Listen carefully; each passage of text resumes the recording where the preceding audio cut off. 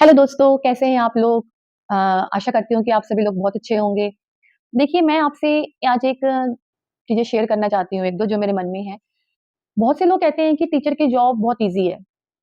सिर्फ़ करना क्या होता है, 6-7 घंटे जाके पढ़ाना है और आके फिर आराम करना है।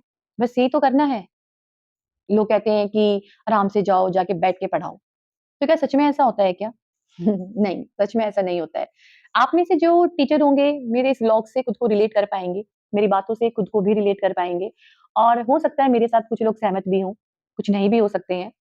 तो देखिए, एक टीचर की जो सुबह है ना, वो शुरू होती है 4 बजे। 4 बजे ही उसका काम स्टार्ट हो जाता है। सुबह उठ के खाना बनाना, ब्रेकफ़ास्ट रेडी करना, लंच बनाना, लंच पैक करना और जो घर के छोटे-मोटे काम हैं, वो सारे खत्म करके, नहा के रेडी होना, मतलब इसमें सब चीज़ों में उसको 2 ढाई घंटे लग ही जाते हैं। फिर जब वो भाग-भाग के 6 देखिए साढ़े 6 या 7 बजे वो घर से निकलती है स्कूल के लिए, स्कूल पहुँचती है, टाइम लग जाता है 7:30 तक या 8 ओ क्लॉक तक, जो जिसका टाइम होता है। तो वहाँ जब वो पहुँच जाती है, तो उसके बाद उसके दिन की एक अलग से शुरुआत होती है। फिर से एक नया दिन उसके लिए शुरू हो जाता है, जब वो इतने सारे मुस्कुराते हुए छोटे-छोटे बच्चे होते हैं या जो मुस्कुराते हुए चेहरे होते हैं, उनको देखती है, तो वो 4 बजे उठ के जो 2 घंटे से काम कर रही थी, वो उसकी जो थकावट वो सारी पीछे छोड़ देती है और फिर से उसके लिए एक नए दिन की शुरुआत होती है। शायद आप मेरी बात से सहमत होंगे कि हम लोग सच में ऐसा ही फ़ील करते हैं।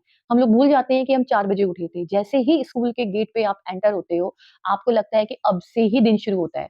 तो फिर वो उसके रोल जो है वो एज़ अ टीचर उसका रोल सामने आता है और वो सारे उन चीज़ों के ऊपर काम करने लग जाती है। फिर क्लास में एंटर करना, बच्चों के सारे सवालों के जवाब देना, मतलब मुस्कुराते हुए जवाब देना। पता नहीं दिन में उन छोटे-छोटे चेहरों को देख के वो कितनी ही बार मुस्कुराती होगी। और इसके साथ-साथ पढ़ाना। क्या पढ़ाना भी ईज़ी है अब? नहीं। अब ऐसा नहीं है कि आप बस गए और जाके आपने बुक ओपन करी और आप पढ़ाना स्टार्ट कर दिया, नहीं। उससे पहले आपको बहुत सी चीज़ें प्रिपेयर करनी होती हैं। जैसे कि देखिए, ये है मेरे पास टीचर्स डायरी।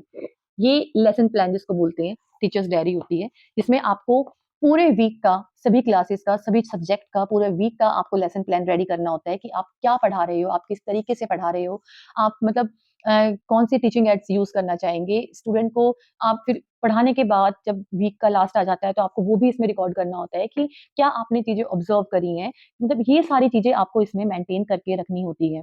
सिर्फ़ यही नहीं मेंटेन करना होता, उसके साथ के साथ आपको बनाना होता है ये जो आपका रिकॉर्ड रजिस्टर है, जिसमें आपको मैं ये देखो आपको ओपन करके नहीं दिखा सकती हूँ क्योंकि ये एक स्कूल की प्रॉपर्टी है, ठीक है? तो कुछ कॉन्फिडेंशियल जो चीज़ें होती हैं, मैं ऐसे शेयर नहीं कर सकती हूँ डाटा वगैरह, नहीं तो मैं आपको ये पूरा ओपन करके भी दिखा देती। तो उसमें क्या है कि आपको सब कुछ रिकॉर्ड करना है, आपको हर एक क्लास के स्टूडेंट का name, contact number, father name, साथ में उनके जो आपने एक्टिविटीज़ करवाई हैं, जो भी टेस्ट रिकॉर्ड्स वगैरह हैं, जो भी आपका टर्म 1, टर्म 2 जो भी प्लान है, जो वीकली प्लान है, जो वीकली टेस्ट है, जो मंथली टेस्ट है, मतलब everything you have to record. सब कुछ आपको इस रजिस्टर के अंदर रिकॉर्ड करना है। ओके। सेकंड फिर होता है एक और रजिस्टर होता है जिसमें आप ये देखिए जैसे कि स्कूल के बच्चों का रजिस्टर होता है सेम सेम उसी तरीके से आपको रजिस्टर प्रिपेयर करना होता है कि आप और ये हर अगर आपके पास 4 क्लास हैं या आपके पास 4 सब्जेक्ट हैं तो आपको चारों सब्जेक्ट का ये बनाना होगा जिसमें आप किस तरीके से काम करवाएँगे, किस तरीके से नोटबुक प्रिपेयर करवाएँगे, आजकल उसको भी प्रिपेयर करना पड़ता है। और इन सब के अलावा एक और बनता है अटेंडेंस रजिस्टर, तो वो चीज़ भी आपकी अलग से बन जाती है। तो और जो बाकी एडमिनिस्ट्रेशन वर्क है, हमें वो भी करना है, वो भी सँभालना होता है।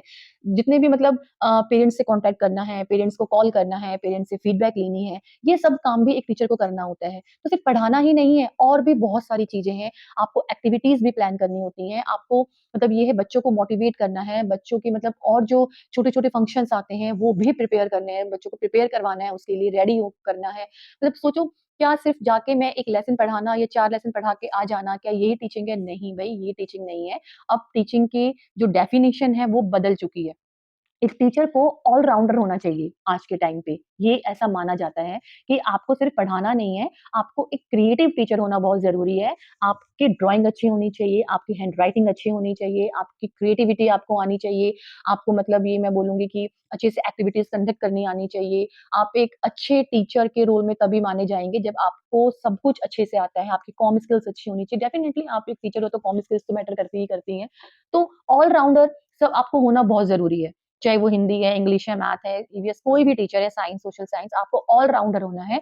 आपको सॉरी, आपको ये नहीं है कि आपको सिर्फ़ अपने सब्जेक्ट की नॉलेज है, तो आप एक बेस्ट टीचर हैं, नो। आपको बाकी सभी चीज़ें भी और जो टाइम पे चीज़ें करना है, वो सब कुछ आना चाहिए। इवन साथ ही साथ आपको जो वीडियोज़ बनानी है, बहुत से स्कूलों में वीडियोज़ बनवाई जाती हैं, जिसमें एडिटिंग वगैरह होती है, ये सब कुछ आना चाहिए। तो क्या मेरा काम सिर्फ़ पढ़ाना है या फिर किसी भी टीचर का काम सिर्फ़ पढ़ाने पे खत्म हो जाता है? नहीं भई। जब हम स्कूल में होते थे ना, तो हम ये सोचते थे कि हम तो बड़े होके टीचर बनेंगे। जो भी लोग जिनके ड्रीम टीचर बनने का था क्योंकि मेरा ड्रीम मैं सोचती थी मतलब कि मैं बड़ी होके टीचर बनूँगी जब मैं स्कूल में थी। मैं थी ऐसे 7th 8th स्टैंडर्ड में तो जब मैं टीचर बनने की सोचती थी, अपने सभी टीचर्स को देख के क्योंकि वो लोग आते थे, बैठते थे, पढ़ाते थे और मतलब चले जाते थे। स्टाफ रूम में बैठ के बातें कर रहे, तो हम लोगों को सिर्फ़ वही दिखाई देता था। तो हम भी वही चीज़ सोच के बैठते थे कि हाँ, हम भी ऐसे ही एक टीचर बनेंगे और हम ऐसे-ऐसे ही मतलब आएँगे, रेडी होके आएँगे सुबह, पढ़ाएँगे तो और फिर घर चले जाएँगे, लंच करेंगे, बातें करेंगे, दोस्त बनेंगे। तो मतलब नहीं भई, वो ही नहीं है। आज टीचर की डेफ़िनेशन बदल चुकी है, सच में बदल चुकी है। आपको मतलब सब कुछ आना चाहिए। अब देखो 2 बजे छुट्टी हो जाती है, बेल हो जाती है, बच्चे बैग लेके घर चले जाते हैं। लेकिन क्या टीचर की भी छुट्टी हो जाती है? आप में से बहुत से टीचर इसका जवाब दे सकते हैं। क्या टीचर की भी छुट्टी हो जाती है क्या? नहीं। 2 बजे के बाद बहुत से स्कूलों में स्टे बैक होता है, 1-1 घंटे का।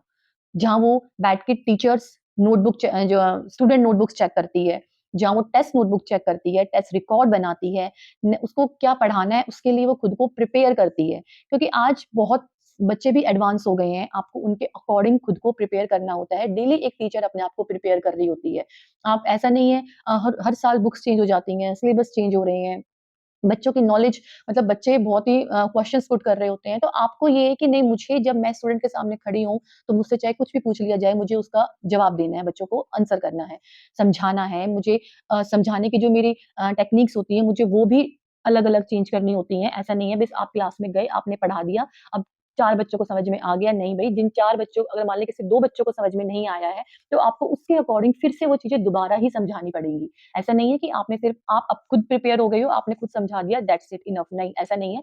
अगर क्लास में एक बच्चा वीक है, 2 बच्चे 1-2 बच्चे जो वीक हैं, आपको उनके अकॉर्डिंग समझाना है, उनके अकॉर्डिंग आपको पढ़ाना है, राइट? और बार-बार उनसे बच्चे चाहे नहीं बोलेंगे कि समझ में आया कि नहीं आया, बट आपको मोस्टली बच्चों से फीडबैक लेनी होती है। फीडबैक लेने के बाद आपको पेरेंट्स से भी फीडबैक लेनी होती है। जो बहुत से स्कूलों में क्या होता है वीकली पेरेंट्स को कॉल करवाया जाता है फीडबैक लेने के लिए। तो ये भी हमारी ही रिस्पॉन्सिबिलिटी है कि हमको पेरेंट्स से कॉल करके पूछना है कि भई आपके बच्चे को समझ में आ रहा है? मतलब बच्चे नहीं बताएँगे तो हमें पेरेंट्स से पूछना पड़ेगा बात करके। तो ये सच में चीज़ें बहुत रहती हैं भई ऑल राउंडर रहना होता है, सब कुछ करना होता है, तो ईज़ी नहीं है।